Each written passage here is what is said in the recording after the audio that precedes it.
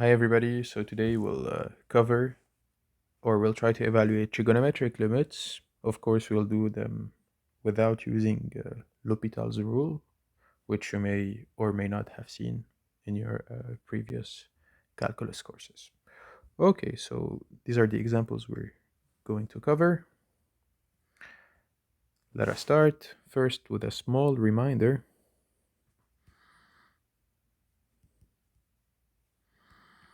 There are two limits that we need to know. Is the limit as theta approaches 0 of sine theta over theta is equal to 1, and the limit as theta approaches 0 of 1 minus cosine theta over theta is equal to 0. So these are the two limits that we need to know. We need to know these limits. Of course, the second one can be seen as a consequence of the first. Anyways, let us start now by looking at let us start by looking at the limits we have to cover. So the limit as x goes to 0 of sine 2x over 5x. What is that really? I mean, the idea here is that I gotta let my theta is equal to 2x. So if I let theta is equal to 2x,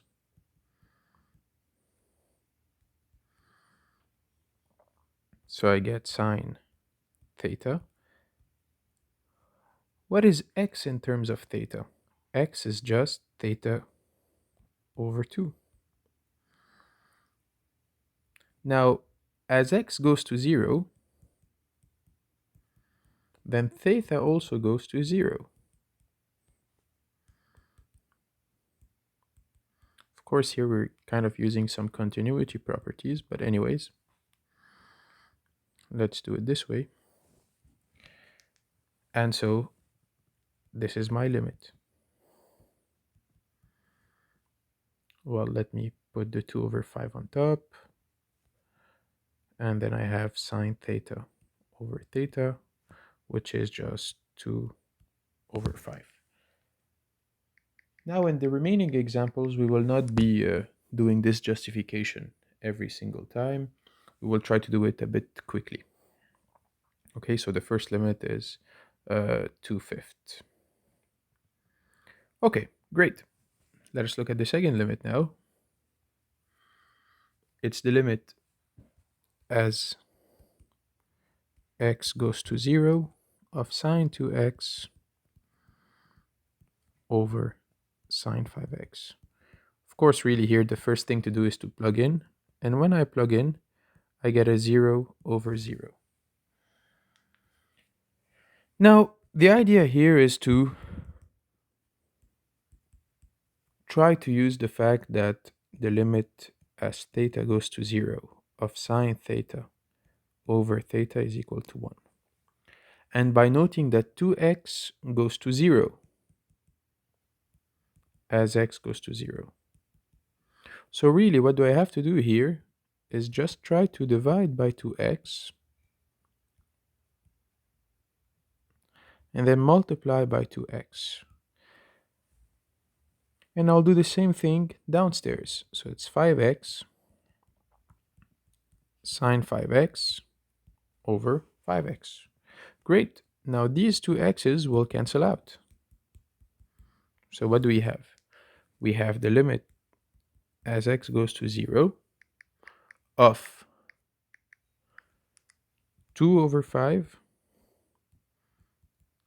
sine 2x over 2x over sine 5x over 5x. Here, what do I have to do? I have to evaluate the limit of this quotient. Luckily enough, I can evaluate the limit of sine 2x over 2x. This is just 1. Why is that? Because 2x goes to 0 as x goes to 0. And sine something over something goes to 1, provided this something goes to 0. So if theta goes to 0, sine theta over theta is equal to 1. The limit as theta goes to 0 of sine theta over theta is 1. And the same reasoning holds when evaluating the limit of sine 5x over 5x. It's sine something over the same something, and this something goes to 0 by the same reasoning. So this limit is 2/5. Okay, great. Let's look at another one. It's the limit as x goes to 0 of tangent to x over sine of 5x.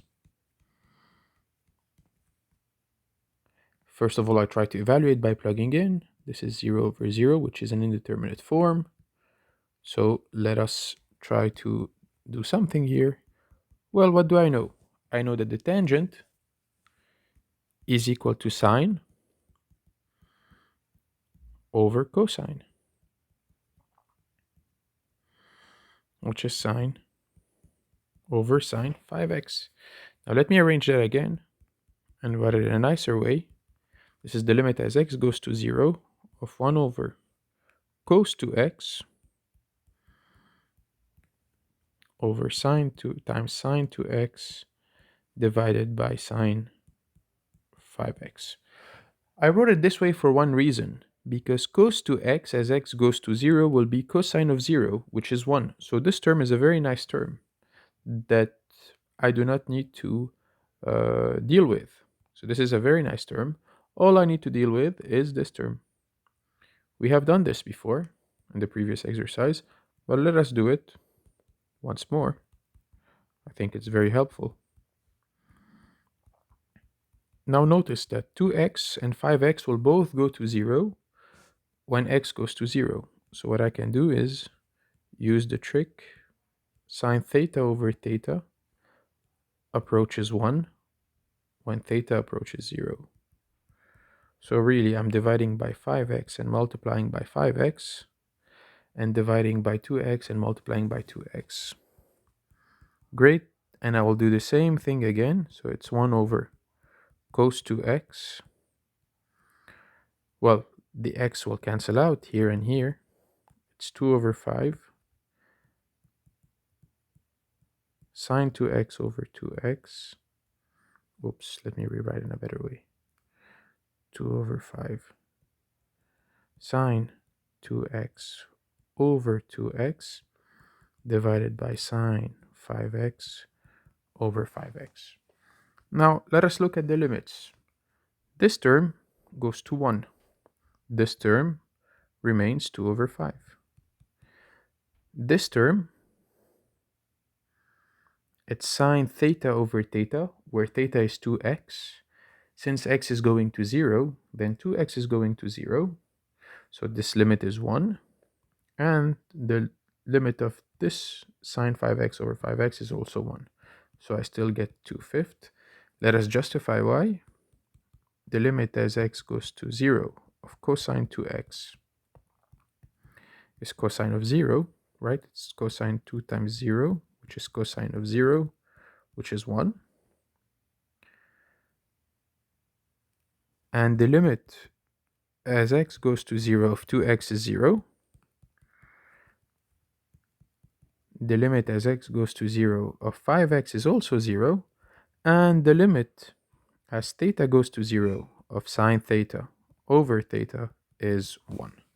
So this is one way we have justified our answers and our steps that led to the answer. Okay, now let's move on to another one. It's the limit as x goes to 0 of sine squared 2x over x. I try plugging in. I get sine squared of 0 over 0, which is a 0 over 0. Great. Now what can I do here?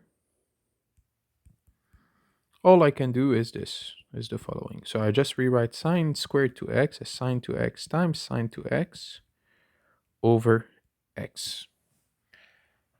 Now notice we can write this separately. This is sine 2x over x times sine 2x. Now what can we do here? I just need the 2x to appear on the bottom. If I let a 2x appear here, then that would solve my question, right? So this is sine x goes to 0 of sine 2x over 2x times 2. I just multiplied the top and the bottom by 2. And so now let us look at the limits. This limit will be 1 because 2x will go to 0 when x goes to 0. This 2 will remain the same, and sine 2x will be sine of 0. So this is just 0. Since, of course, we need to justify the limit as x goes to 0 of 2x is 0, and the limit as theta approaches 0 of sine theta over theta is equal to 1. Okay, let's do the next example.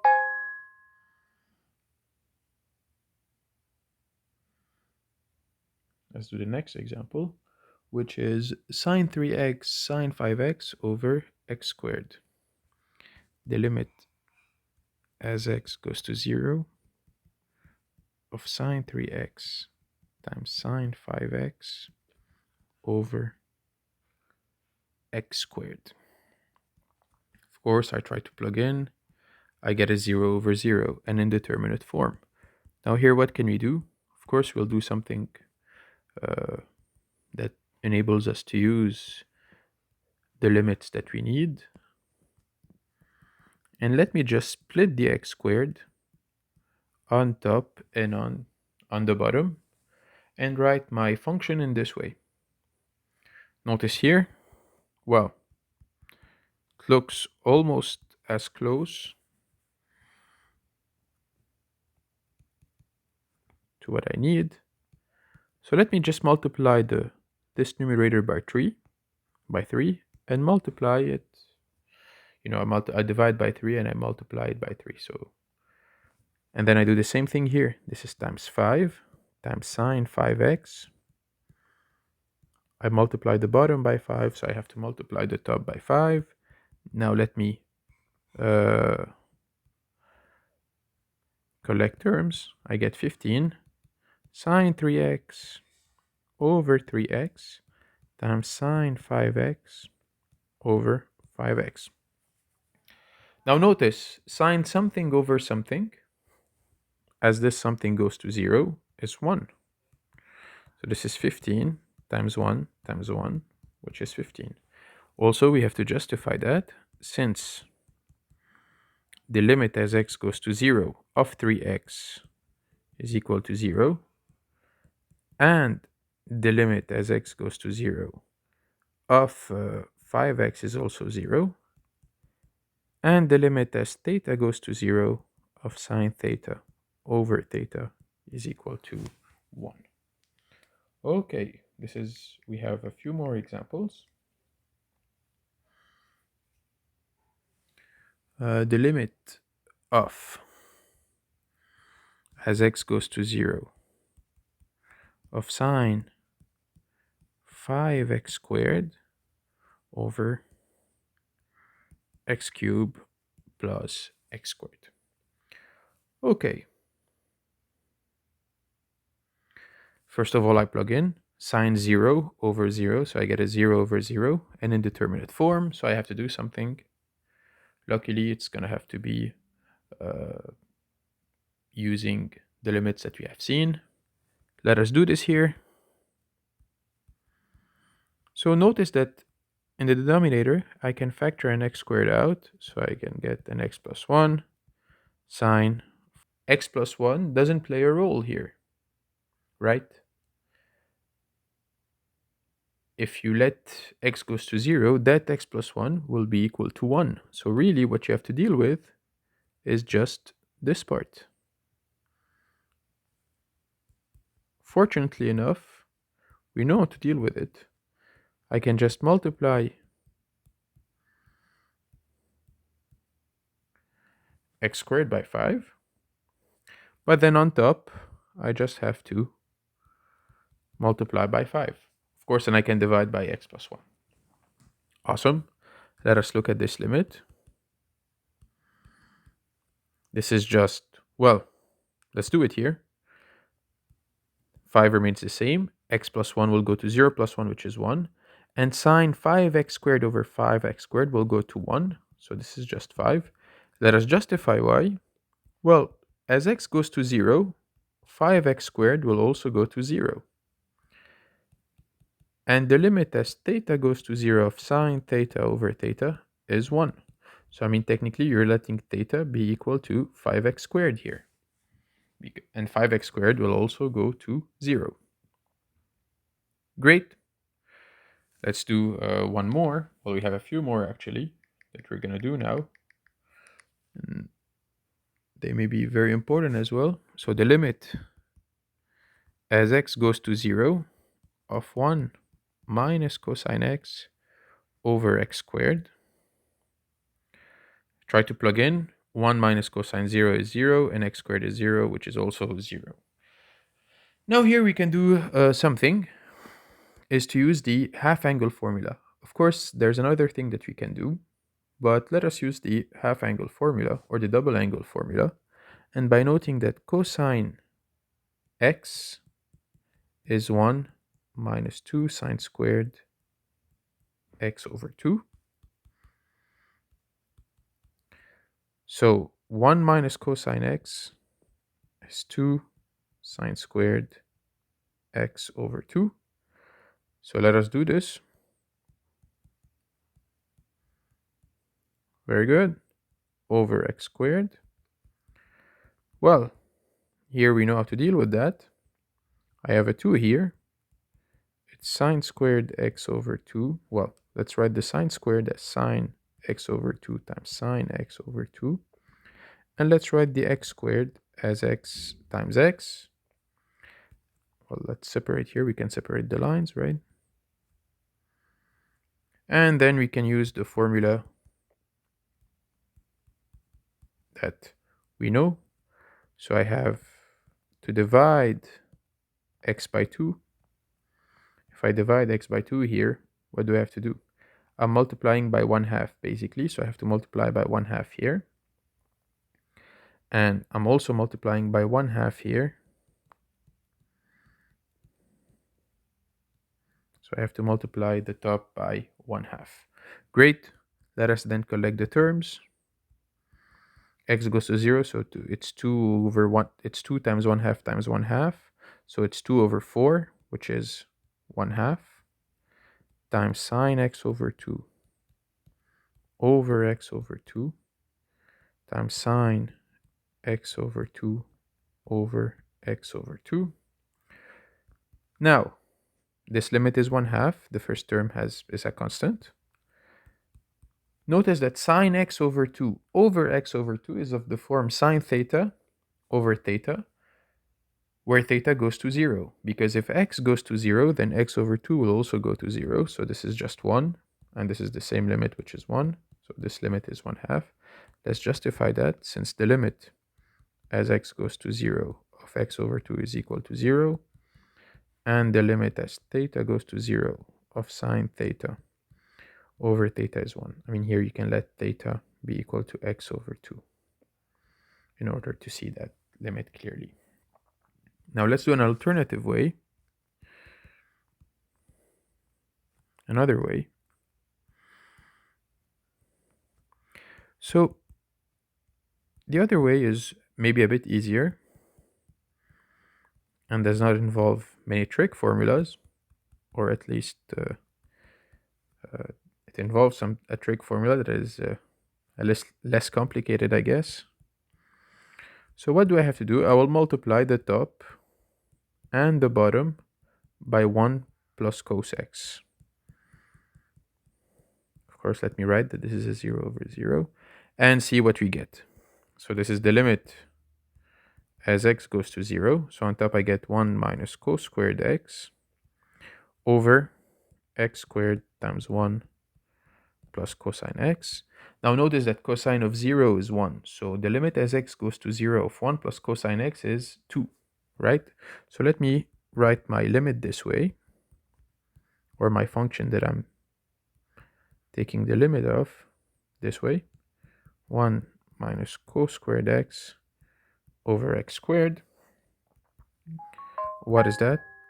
This is just the limit as x goes to 0 of 1 over 1 plus cosine x. 1 minus cos squared x is sine squared x over x squared. And let me write this way.